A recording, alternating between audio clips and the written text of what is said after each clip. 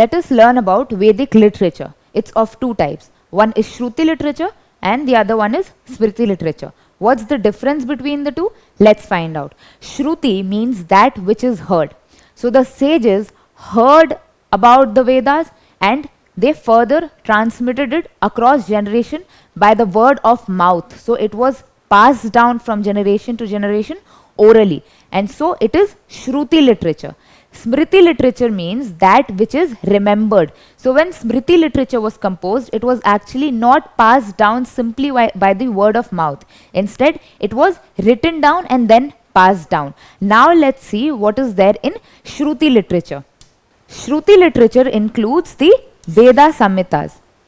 This includes Rig Veda, which was composed during the early Vedic age. Now during the later Vedic age, we get the Samaveda, the Yajur Veda and the Atharva Veda. So there are 4 Vedas in total. Now they also have their own genre, which are the Brahmanas, the Aranyakas and the Upanishads, which further explain what is there in the Rig Veda, Samaveda, Yajur Veda and Atharva Veda. So this was Shruti literature. So let's see now what is there in Smriti literature. Smriti means that which is heard. Smriti literature includes the Puranas and the epics. Now what is there in these epics? Well, 2 of the most famous epics, which I am sure all of us have heard about, are the Ramayana and the Mahabharata. So now let's go on and learn about them. Firstly, what are the Puranas? Well, Puranas are ancient Hindu narratives talking about how the world came into existence and even how it will get destroyed. Apart from that, it also talks about family trees of various gods, goddesses, deities and even sages, and they deal with topics like spiritualism and philosophy. So these Puranas were written in a story format, in a dialogue format, so that common people can easily understand them. And these were also there so that the ethical questions can be solved using these, right? And now, as I already told you, that these talk about different family trees, right? So it is because of this Purana that we get to know that Lord Ganesh was the son of Lord Shiva and Parvati, and he also had a brother called Kartikeya. Now let's talk about the epics, right? All of us have grown up listening about the Ramayana and Mahabharata. In fact, all of us have seen Lord Rama defeating Ravan in the epic battle, right? These epics give us many moral lessons through the help of stories which are very interesting to people, right? And they help us into becoming better human beings. So now let's learn more about these. Well, from Ramayana we get this story about a squirrel who is trying to help Lord Rama build his bridge so that he can reach Lanka and save his wife Sita, right? So the monkeys are throwing these huge boulders into the water. Meanwhile, the squirrel is throwing small little pebbles. So the monkeys, seeing this, start making fun of the squirrel. So the squirrel gets really sad, and seeing this, Lord Rama comes and shows to the monkey that without these pebbles, the huge boulders are absolutely useless. And then he pats the squirrel's back or strokes his back, from which it is said that squirrel gets its black stripes. So the moral of the story is that no matter what, we should always believe in ourselves and work hard. So now let's learn the story of Ramayana. First of all, it was written by Maharishi Valmiki.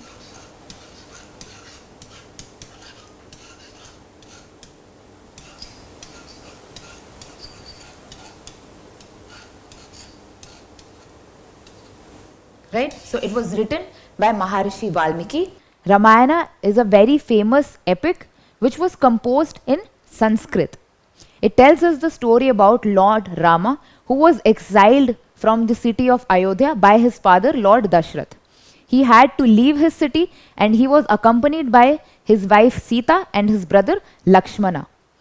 Soon Sita gets kidnapped by the Lankan king Ravan, and this leads to an epic battle between the 10-headed Ravan, and here you can also see Ram and Lakshman. If you clearly look at this picture, you can even spot Hanuman in the background. So this story tells us a lot of important things. It gives us many moral lessons, and that is why I'm sure all of us have even heard about it in this day and age. Now let's learn about Mahabharata, which was the other epic present in the Smriti literature, right? So here in the picture you can see Krishna guiding Arjuna in his path during the Kurukshetra battle, about which we will learn later. So who wrote the Mahabharata? Well, it is believed that Lord Ganesha wrote the Mahabharata. Well, it was narrated by someone else. Who was this? This was Maharishi Vyasa.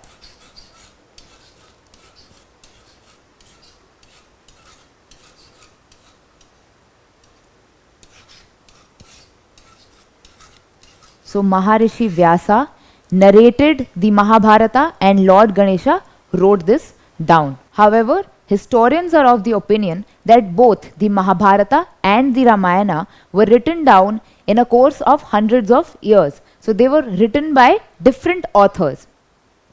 Now let us come back to the Mahabharata and see what that is about. Well, it was about a battle, right, between the Kauravas and the Pandavas for the city of Hastinapur. But not only that, it also had several other stories which teaches us many different ethical lessons. The Mahabharata also had the story of Eklavya, who was a tribal boy who wanted to save the deers that were there in his forest. He wanted to learn from Dronacharya, but Dronacharya had promised Arjuna that he was going to make Arjuna the best archer in the town. So he rejects Eklavya. Then Eklavya goes on practicing archery in front of a statue made out of clay of Dronacharya. So he has taken Dronacharya as his guru, no matter what, right? One day after years passed, Dronacharya saw a boy shooting arrows at a dog in such a way that the dog stops barking without even hurting the dog. This was incredibly difficult.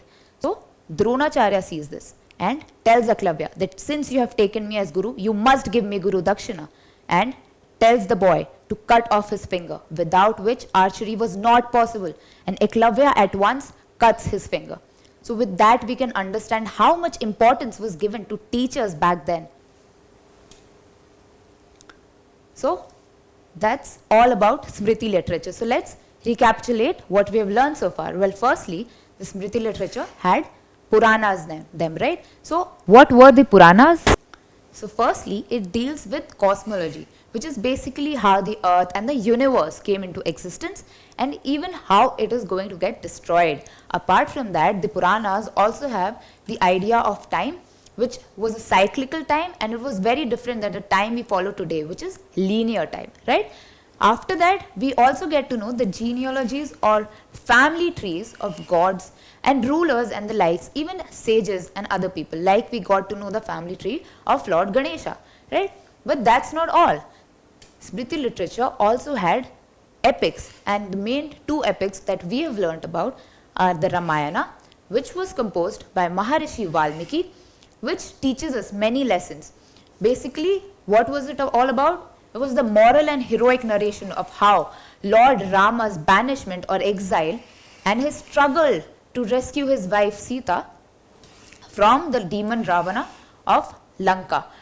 You know, all of us celebrate Diwali today. Why do we do that? It is because the celebration of Diwali, the whole celebration or the tradition came into existence when Lord Rama comes back to Ayodhya city to be crowned as prince, and the people were so happy and so joyous that they decided to light up diyas, and today we follow that same tradition, right?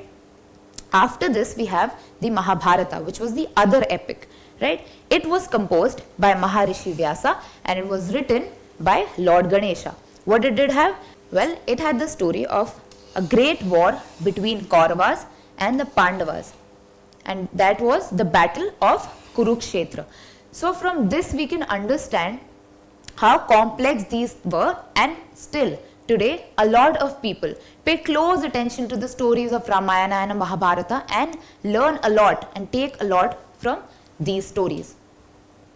So now that we have learned everything about the Vedic literature, let's recapitulate at once. Firstly, Vedic literature has two parts. One is Shruti literature and one is Smriti literature. Shruti literature came first, and it had things like the Vedas, which were divided into 4 parts: the Rig Veda, which came during the early Vedic period, and then the Samaveda, Yajurveda, and Atharva Veda, which came during the later Vedic period. Apart from that, Shruti literature also included Brahmanas, Aranyakas, and Upanishads.